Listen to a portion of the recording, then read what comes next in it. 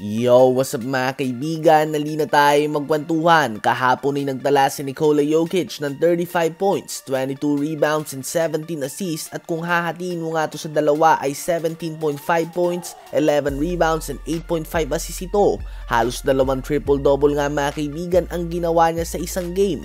Ito na din ang ikalimang sunod na triple-double ni Jokic sa loob lamang ng tatlong quarter. Natapos nga ang first quarter kahapon na meron na siyang 9 points, 7 rebounds and 7 assists. Muntik na nga siya magtala ng triple-double sa unang quarter pa lang.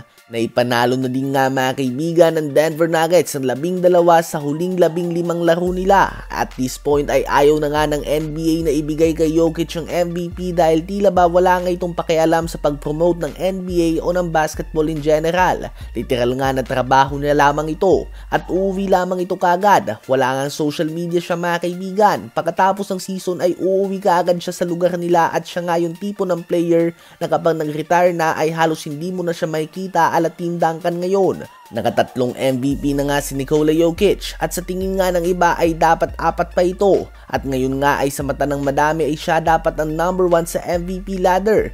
Ganun pa man ay tinutulak nga ng NBA na maging si SGA ang MVP ngayong season. May kita mo ito sa mga sports shows na mas madalas pag-usapan at siya din nga ang nasa number 1 ng MVP ladder ng NBA.com.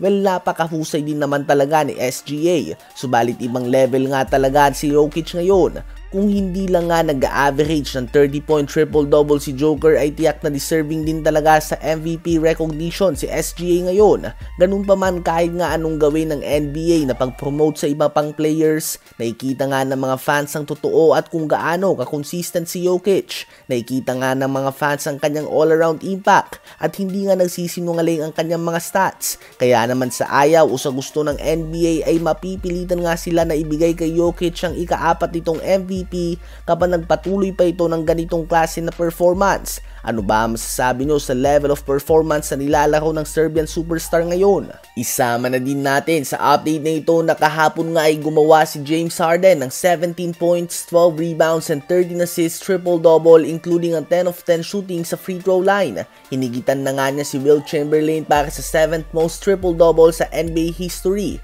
Sa kanyang career ay meron na nga ang former MVP 79 triple-doubles. Bukod dyan ay nakuha din nga ng Los Angeles Clippers ang dominant 110-93 win laban sa Washington Wizards. 22 points din si Norman Powell, 19 points and 8 rebounds si Derrick Jones Jr. at 15 points and 7 rebounds naman si Kawhi Leonard. Sa Wizards naman ay 24 points and 9 assists din si Jordan Poole at 14 points and 10 rebounds naman ang number 2 pick Alexander Sarr. Ano ba ang masasabi nyo tungkol dito?